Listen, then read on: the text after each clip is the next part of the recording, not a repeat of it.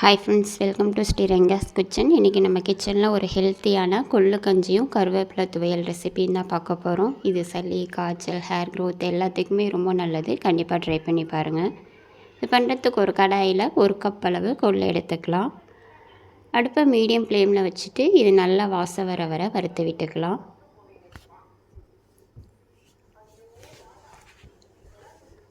கொள்ளு வெயிட் லாஸ்க்குமே ரொம்ப நல்லது. கண்டிப்பாக ட்ரை பண்ணுங்கள். சளி, காய்ச்சலுக்குமே நல்லது. இப்போ பாருங்கள், கொள்ளு நல்லா வறுபட்டு வாசம் வருது. இந்த அளவுக்கு நல்லா வறுத்து விட்டுக்கலாம். இப்போ இது மிக்சியில் ஆறுனதுக்கப்புறமா சேர்த்து 1-2 அடித்து எடுத்து வச்சுக்கலாம். இப்போ இது இருக்கட்டும். இப்போது ஒரு பானையில் தேவையான அளவு தண்ணியை நான் கொதிக்க வச்சுருக்கேன். இப்போ அது நல்லா கொதித்து வரட்டும். 1 கப் கொள்ளுக்கு 2 கப் அளவு அரிசியை ஊற வச்சு எடுத்துக்கலாம். இப்போ பாருங்கள், தண்ணி நல்லா கொதித்து வருது. இந்த ஸ்டேஜில் நம்ம வறுத்து வச்ச கொள்ளை இந்த மாதிரி 1-2 அடித்து எடுத்துகிட்டு இதில் சேர்த்து விட்டுடலாம்.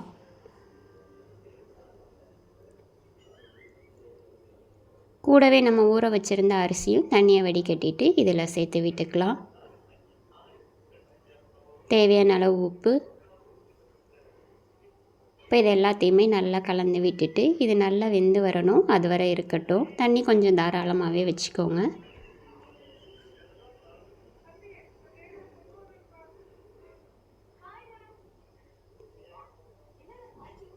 இப்போ இது வேகட்டும். அதுக்குள்ளே நம்ம கருவேப்பிலை துவையல் எப்படி பண்ணுறதுன்னு பார்த்துடலாம். அது பண்ணுறதுக்கு ஒரு கடாயில் 2 டேபிள் ஸ்பூன் எண்ணெய் விட்டுக்கலாம்.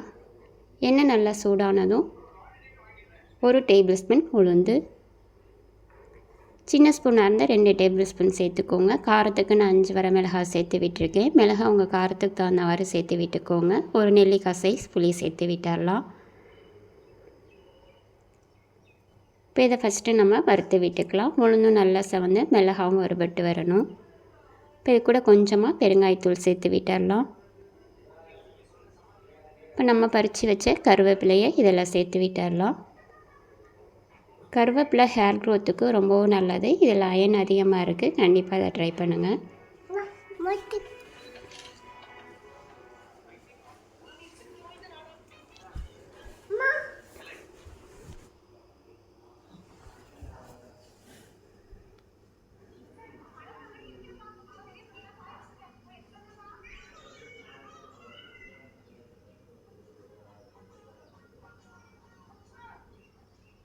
இப்போ பாருங்கள், 5 நிமிஷம் போல் ஆகிருக்கு. கருவேப்பிலையும் நல்லா வதங்கி வந்திருக்கு. இந்த அளவுக்கு நல்லா வதக்கி விட்டுக்கோங்க. இப்போ இது கூட துருவின தேங்காய் 2 டேபிள் ஸ்பூன் அளவு சேர்த்து விட்டுடலாம். கூடவே தேவையான அளவு உப்பு சேர்த்து இதை நல்லா ஆற வச்சு எடுத்துக்கலாம். ஆறினதுக்கப்புறமா நம்ம மிக்ஸி ஜாரில் மாற்றி எடுத்துக்கலாம். இருக்கட்டும்.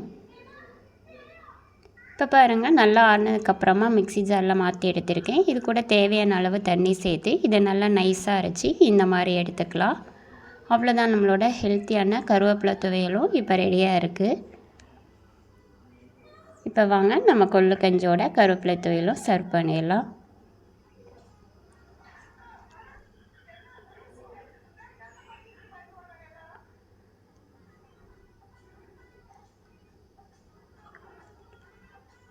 அவ்வளோதான், நான் இன்றைக்கி கொள்ளு கஞ்சியோட கருவேப்பிலை துவையலும் சாப்பிட போகிறேன். நீங்களும் இதே மாதிரி உங்கள் வீட்டில் ட்ரை பண்ணி பாருங்கள். உங்களுக்கு இந்த வீடியோ பிடிச்சிருந்தா ப்ளீஸ் லைக் பண்ணுங்கள், ஷேர் பண்ணுங்கள், கமெண்ட் பண்ணுங்கள். மறக்காமல் சப்ஸ்கிரைப் பண்ணுங்கள். தேங்க்யூ ஃபார் வாட்சிங்.